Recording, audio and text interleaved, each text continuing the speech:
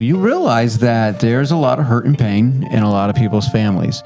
And the one common denominator in a lot of these issues is forgiveness. Now, a lot of people will say, I forgive. But then as you listen to them talk, you wonder. I've been forgiven. How can I withhold that from somebody else? If I don't forgive, guess who's not going to forgive me? We don't keep these records. We're at 312 times. You keep forgiving. Because why? Because you would want to be forgiven. People that we don't know or we don't come in contact with all that much, we give them a lot more grace and mercy than our own friends. Absolutely. Think about that. If you want to be a person that follows Christ and want to show love, you're going to be a person of forgiveness. The Mike Charleston Show. All righty. Well, welcome to another episode of The Mike Charleston Show. If you are listening on the podcast, thank you very much. And if you're watching on YouTube, you will find out, and if you're listening on the podcast, you'll find out shortly that we are missing two people. We're going to have to look straight ahead all episode, Sarah. We're just going to have to look straight at the camera. We don't want to pretend that there's more people here. That's right. Larry and Chuck, even though later on when we do the movie review, they're going to all of a sudden show up. Wow. It is going to be awesome. And we're going to be wearing the same clothes that we wore last week. So that's going to be strange. So anyway, all right. Well, babe, it's just the two of us today. Just the two. That's right. Yeah, it's just the two of us. So we're going solo. I guess that doesn't even make sense. We're going duo. Yeah, solo is just one. So I'm not supposed to be looking at you, right? No, don't look at me. And so we're trying to figure out what we were going to talk about, and we had plans to interview someone, and that didn't go so well. And because I know, right? Yeah. And because we were going to be leaving early in the week. So Chuck's not here because we're recording earlier, but Larry's going to a wedding. His son's getting married. Yep. And so exciting. We are recording just a little bit earlier, and the people that we're going to interview had to push it back a little bit, which means we had to come up with something, which is fine, which we have a number of things, a lot of irons in the fire, and we're excited. We're going to be talking about, forgiveness and grace, in effect. And hopefully that will make sense as we get done. Forgiveness, when you get done spending some time with the people at a camp, as we did just recently, and you talk one-on-one with people, as we did.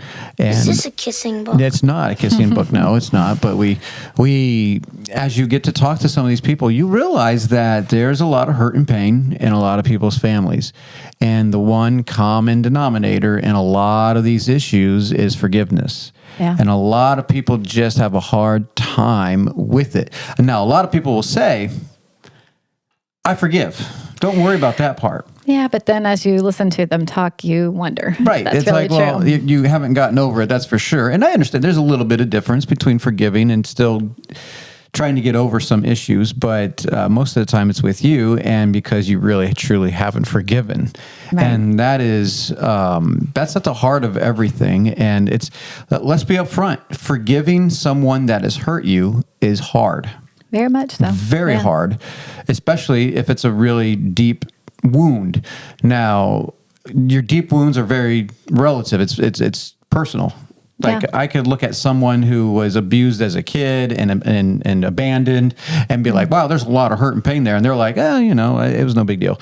And then someone who just is struggling with some identity issues, even though they had a stable home sometimes, but they may have had some issues with their mom and dad, and they're struggling. And it's like, well, that doesn't look like it should be as difficult to get over, but it's where you're at. It is what it is. I mean, you can't, like, just because you didn't go through Vietnam doesn't mean that you can't have issues. You know what I'm saying? Right. So your issues are your own issues, but at the heart of it, we need to forgive. And in fact, Chuck, on his message at the camp, which, by the way, this is only going to be for the podcasters, so cheer for the podcasters. We'll release a couple. We'll release all the main sessions that we preached on the podcast as bonus episodes. We won't do it on YouTube because there's no video, so I don't see why we would do that. It's just going to be on the podcast. I'm looking at Joshua as if he knows. So it's all done, right? We just have to put it on. And so, we'll slowly release those, hopefully in the next week.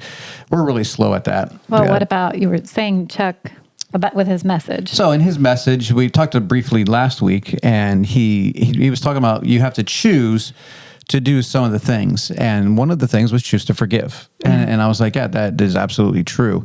And in fact, that is the first point that we're going to talk about today in forgiveness and grace, is that we are commanded to forgive. Yeah. Well, That's scriptural, right? It's in the Bible a number of times that the Jesus, the Bible, God tells us to forgive one another. Yeah. Which I think forgiveness is a huge issue, because everybody is touched by forgiveness. Like we all, at some level in different times in our lives. Or a lack of forgiveness. Or a lack of forgiveness, yeah. We all are going to need to forgive. Well, we're all gonna hurt someone. Right. And we all have been hurt. Right. And so we want forgiveness. Yeah, we do. And we want to be forgiven. Yeah. So it touches all of us. So this is a very personal issue. So why don't we go ahead and talk in Colossians 3:12-13? What does that say? It says, "Put on therefore as the elect of God, holy and beloved, bowels of mercies, kindness, humbleness of mind, meekness, long-suffering, forbearing one another, and forgiving one another. If any man have a quarrel against any, even as Christ forgave you, so also do ye." I mean, we could almost just stop it right here. And obviously the first part of this verse, it sounds very weak, as the world would say, oh, a person that is meek, long-suffering, forbearing, forgiving one another. Well, the opposite of all those is going to be a miserable person, that's proud and arrogant, not long-suffering at all, not patient with anybody, doesn't forbear with anybody, and doesn't forgive. That's going to be an old bitter man or woman. Yeah. And that's obviously not good. But at the end here, it says, if any man have a quarrel against any, even as Christ forgave you, so also, now we'll get into it, how God forgave us, because we did not deserve his forgiveness, and yet he forgave us. So in the same manner, we are to forgive. So why don't you go on to the next verse? Ephesians 4:32 says, "And be ye kind one to another, tender-hearted, forgiving one another, even as God for Christ's sake hath forgiven you." Yeah, all these verses bring it back to how Christ forgave us. So he is the ultimate example. Absolutely. For sure. And he, of all people, didn't need to. He was perfect. So he didn't do anything to anybody that needed forgiving. I guess you can make an argument the Pharisees were offended, but they were offended for their own reasons, and he didn't need to ask they didn't. And not only that, but we weren't asking for forgiveness. No. Like we weren't going and saying, please help us. We were going our own way. In fact, when he's hanging there on the cross, that still on his heart is a heart of forgiveness by saying, Father, forgive them, for they know not what they do. And so you're going to find this, that you forgive one another. Why? Because even as Christ has forgiven you. I mean, so that is at the heart of this. And that brings us back to the basics, basically. Is that redundant? is basic. I've been forgiven. How can I withhold that from somebody else? Yeah. Especially if they come to me and ask for forgiveness. Now, we'll talk about when they don't come and ask you for forgiveness in just a little bit. But Matthew 6:12-14-15. So Matthew 12, verses 12 and 14 through 15. Hopefully I understood that. It says, "And forgive us our debts as we forgive our debtors. For if you forgive men their trespasses, your heavenly Father will also forgive you. But if you forgive not men their trespasses, neither will your Father forgive your trespasses." Yeah, so this is in the Lord's Prayer, right? And this is, we obviously skipped verse 13 just to put the forgiveness part together. But that's a scary verse right there. Very scary. If I don't forgive, guess who's not going to forgive me? Which reminds me of a parable, which I don't know if we have that later on. Okay, the parable of the unjust servant. The unjust servant, where he owed, we're going to just use normal terms, like he owed $5, and the guy just said, you know what? Or actually, no, he owed like $5,000. And the guy said, you know what? I'm going to forgive you the $5,000. And then he was like, oh, I'm so thankful. And then he goes to the next guy who owed him $5 and demanded that he pay him the $5. And because of that, you can go and look at it, what he says and all that. But you've been forgiven much. We need to forgive much. And how dare we withhold the forgiveness from someone when we've been forgiven much? And if you don't think you've been forgiven much, guess what? you're arrogant, you're and proud. you don't understand the holiness of God and what you've actually done, because we've all been forgiven much. Yeah, we've sinned against a holy God. We've sinned against others, and we've offended others, and maybe not to the extent of we looked at a list of the 10 worst people in the world, and so maybe not to that extent, but we don't always deserve forgiveness, and God yet forgave us. So in the same manner, people may not deserve to be forgiven, right? But that's not the point. The point is not that they deserve it. That's kind of where grace comes in, and where forgiveness comes is that's what makes forgiveness that Pretty we much. forgive you. So anyway, so that's kind of point number one. What about number two? What do we got, babe? So I have forgiveness is a choice, and you talked about Chuck's thing, and he said we can choose to forgive, and so it is a choice. And some people will say that I can't forgive. You know, this person's wronged me too much. I can't forgive. I've tried, and I just can't. So what do you say to that? Yeah, that's what you're saying is God's not big enough for you. And so I can't forgive. And you were asking me that earlier, like, is as an impossibility. Mm-hmm. And I'm like, well, no, when people say that, they're treating it as an impossibility, but that's not, and it's not like I can't jump over the moon. Like I physically can't jump over the moon. But if you come to me and say, hey, I'll give you $200 for your car out there, I'm like, no, I can't do that. Right. Now, that doesn't mean it's impossible. I'm not going to do that. So basically, that's what you're saying. I won't. I'm not going to forgive this person. Yeah. I can't forgive. No, it's possible for you to forgive. You have chosen not to forgive this person. Your bitterness has set in so much that at this point, you can't forgive the person. And that's a sad place to be. That is a very sad place, because it's more of a, like you feel like it's on, my side that I just can't, and you want to feel sorry for me. Right. But then when you realize it's really my stubbornness that I'm just unwilling, I'm like, nope, I can't forgive. I won't forgive. All it does is harm yourself. It's harming you. The bitterness is setting in, the anger, the resentment, whatever it is. I'm sure the other person doesn't even care at that point. They don't even remember or know what the issue is. And just, I can't forgive. I've tried. Well, maybe that's your problem. You've tried to forgive. When you fall at the mercy of Christ and realizing how big of a sinner you are, how big of a failure you are, and how much grace and mercy and forgiveness you need. I've told people this, that the two big things that we want in this world, do you know this? Have you heard me say this? I have. And you don't know? I'm not quite sure. Okay, well, number one, I think the number one greatest thing that we want in this world is to be loved. Mm-hmm. We want to be loved by someone or something, and I don't know how the something works, but we love things, but maybe like a dog or something. We want love. Yeah. And the ultimate love is obviously God loving us. And, obviously that translates to loving others, but we seek love, and sometimes we seek love in inappropriate ways, and it's not really love. But the other thing that we really, really want in this world is to be forgiven, because we know that we have done some terrible things. Yeah. You look at every culture except for the modern age, most cultures have some kind of religious system, and every religious system has some kind of sacrifice or some kind of thing that they do to appease a God, because they know they need to be forgiven. Yeah. They have failed. They have made a mess of things, and they want to be forgiven or be made right, be reconciled. Yeah. And I think those are the two big needs in people's lives. Is I have failed, and I want to be loved, and I failed others, and I want to be forgiven for that. Think about when you're growing up. Now, most kids are resentful of their parents.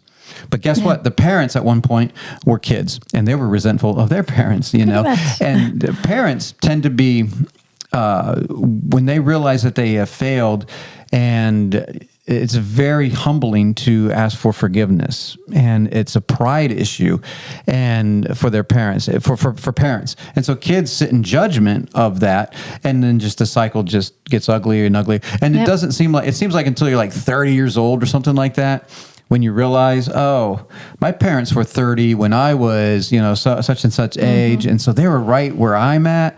Maybe I should give them a little bit more grace, because they probably didn't know what they were doing, just like I don't know what I'm doing right now. And so it's a weird circle, but we don't look at each other where they're at. Mm-hmm. And so by not forbearing with one another or trying to understand where each other is, then we offend each other and we get angry and we get resentful and we hold on to that bitterness. So you say you can't forgive. That means you just don't want to. Yeah. You don't want to. And that's where I see a lot of people where they'll keep bringing up the past. You're living in the past, man. Right. This is 2023. Why are you telling me things that happened when you were 15 years old and you're now 40? You're 45, you're 70, whatever it is, and you're still telling stories of back there. You're living in the past, and you cannot change the past. The past is already gone. That's why they call it the past. And it's the future is here. So I'm not saying you can't remember things, but you're letting that hurt and that pain affect you in the future to now, and where you are crippled almost. You cannot function because you're living in unforgiveness. Yeah. That's terrible. Well, so we know that the Bible commands us to forgive. We know forgiveness is a choice. And so next, I want to ask, what does forgiveness look like? But I feel like before we talk about what forgiveness looks like, what does unforgiveness look like? Ugly. It is ugly. I feel like it's destructive. Yeah, we've seen people and we know people, once again, most, especially Christians, because they know they're supposed to forgive. Yeah. When you talk to them, they're like, oh, I've forgiven my parents. Oh, I've forgiven my best friend, that cheated on my husband. And, I've forgiven my, this, that, and the other. But then as you talk, you're like, doesn't sound like you've forgiven. And so what does unforgiveness look like? It's ugly. You can tell that when their countenance changes, when they're talking about this person, they talk about the person endlessly, in a negative way, and it's where it's not like it's not good memories they're reliving. They're trying to tear them down and belittle their importance. That's unforgiveness. Yeah. Forgiveness is supposed to be made right. Now, it doesn't mean everything is made right. Like if someone messed with your kids in an unforgiving way. I say that literally. You have the choice to forgive them, and you can forgive them, and you should. But there's wisdom not to bring them around them again. Right. There's like I'm not going to bring this drama in the to bring this issue back up and put them them have a stumbling block in front of them. And so there's no reasons that you have to be best friends again or whatever. But in a marriage, maybe it can be reconciled. Now, obviously, if you're divorced and you're with another partner, if you have that unforgiveness, you need to make that right. Now, it doesn't change the circumstances. You're still going to be divorced and you're still going to be married to your current partner and, so on and so forth. But you have to make these things right. Unforgiveness is really ugly. Yeah, we'll have this quote, unforgiveness is like drinking poison, but you find out that you're poisoning yourself. Yeah, it's like you're mad at the person, but by punishing them, you take the poison, and they're not punished by it at all. They're just like, whatever. They're going to move on in life. You're the one that's harboring the pain, the bitterness, and it grows and grows until you just become an old, bitter person. And that's why a lot of old people are bitter people. Very, very not sarcastic. What's the word I'm looking for? They're just bitter. Yeah. And it gets very ugly, and they're unpleasant to be around. And it's just we know people that it seems like everywhere they go, they just burn bridges everywhere. And it's like, come on, man. At one point, you've got to forgive. You got to let things go and just let grace take over. Yeah. Well, I feel like sometimes when somebody's really wronged you, you feel like, they may come to you and say, okay, I apologize, I ask for forgiveness or whatever. But if if it was a deep wound, you sort of want to withhold that forgiveness for a time because you want them to feel some of the pain that they caused. But unfortunately, it doesn't work like that. No, it doesn't work that way. And most of the time, like there's a few instances in my life where I was hurt and by close people, and that's usually the case is you're hurt by close people to you. Right. If it's someone that's not close, it doesn't really hurt. It's a lot easier to forgive. It's like, whatever, man, you're not even in my life. But if it's a parent or a mom or dad or a sister or a brother or a best friend or a real close friend of yours, and they hurt you, you want to withhold that forgiveness so you can kind of punish them. Yeah. but they don't even know when they've hurt you. Usually, they're just like, well, they're dealing with something. I don't know what their deal is. They're not going to talk to me about it.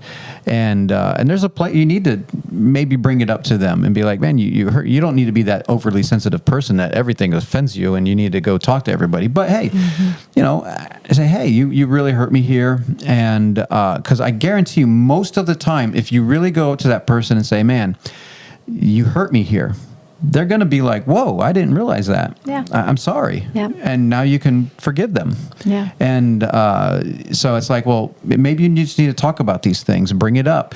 But you don't want to bring it up because you're like, well, they're not going to listen to me. They don't care. Well, how do you know?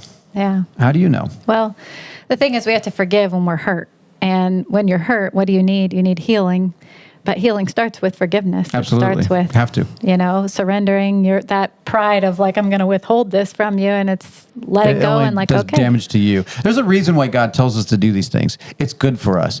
It's not good for us to hold it in, to have grudges, and to like not forgive someone and be like, now, then there might be a time where someone does something and they're just unapologetic about it. Mm-hmm. Then what do you do? Well, we'll get to that shortly. Yeah. But first, number 3. So I have Matthew 18:21-22. It says, then Peter came to him and said, Lord, how oft shall my brother sin against me, and I forgive him? Till 7 times? Jesus saith unto him, I say not unto thee until 7 times, but until 70 times 7. So forgiveness is obviously continual. Well, that's the thing. And this is point number 3, where what does forgiveness look like? We talked about what does unforgiveness look like, but what does forgiveness look like? Well, right here, it's, he's like, well, Peter thought he was being generous here, right? Like, 7 hey, times. you forgive him 7 times. And I think there's another verse that in a day, how many times? And he talks about 7 times in a day. Mm-hmm. And there's a lot. We talked about this back in our repentance one,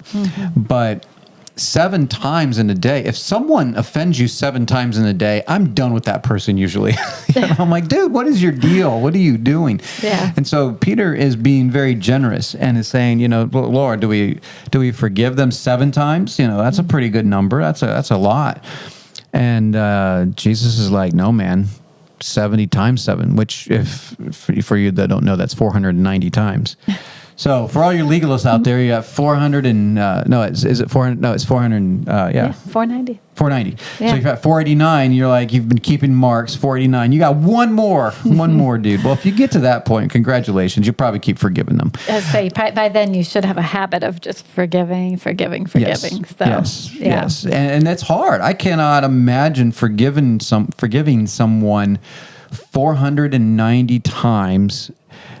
Without being exasperated, be like, dude, you don't mean it. You don't mean it, Right. But no, it doesn't necessarily say it's the same thing or the same offense. So I'm sure in our life, me and you being married, we've already been married 24 years. Mm-hmm. And so we live another 24 years, 48 years and, 50 years. Like your parents are having a 50-year anniversary thing. Maybe they offended each other 490 times. I don't know. Yeah, well, hopefully they keep forgiving. That's right. So that is where we don't keep these records. We Right. don't like mark them up and be like, you don't really mean it. Come on, man. Yeah. This has been, we're at 312 times. And so, no, you keep forgiving. Because why? Because you would want to be forgiven. Yep. Once again, we like to judge ourselves by our intentions and judge others by their actions. In fact, we need to judge our actions too and be like, well, I didn't mean, well, maybe they didn't mean to. And, and it's, we want the same forgiveness. We got to give the same forgiveness. Right. So we said we're going to talk about forgiveness and grace. So I have grace is there for when someone doesn't ask for forgiveness. So what does that mean? Yeah. So like when they don't ask. So technically, now people may forgive me if you don't agree with me, but I don't think you can technically forgive someone unless they have asked for forgiveness. Now, there's a movement out there that we just forgive without dealing with the issue. I've forgiven them. And you really haven't forgiven them, even though you're kind of right. I mean, it's semantics at this point. But in order to actually forgive someone, they have to come to you and say, I have offended you. will you forgive me? And you're like, of course, you better forgive them. You know, how dare you withhold forgiveness? But what do we do when people unknowingly offend us? When people unknowingly do something, or worse yet, don't care. And Right. they just say, I'm not gonna ask for forgiveness. I did this to you, and I'm happy to do it. And you're hurt by it. So then what do? I think you can say, well, don't you forgive there too? Sure, you can forgive, kind of like what Jesus did on the cross. They didn't ask for forgiveness, and you asking the Lord to forgive them what they're doing. But it's really called grace. And that's what grace is. That's where forbearing comes in too, where I extend grace to people where, like, I'm sure they didn't mean to do this, or they're never going to ask for forgiveness. I need to forbear or have grace in this area and just let them live their life. And I'm not going to let it eat me up. So by grace, I'm going to, quote, forgive them, but technically no one can forgive but God, when it comes down to it. But you know what I mean in the sense of forgiveness. Like you hurt me. And as humans, we have the understanding that, hey, you hurt me, you ask for forgiveness. And like, hey, I'm sorry that I was short with you the other day. And you're like, yeah, okay, I get it. And I accept it. And but what if I don't apologize for that? What if you don't bring it up? I didn't realize I was being short to you and just snappy and just, I was having a bad day, not to justify it, but, just say, hey, I didn't realize I was giving you pain.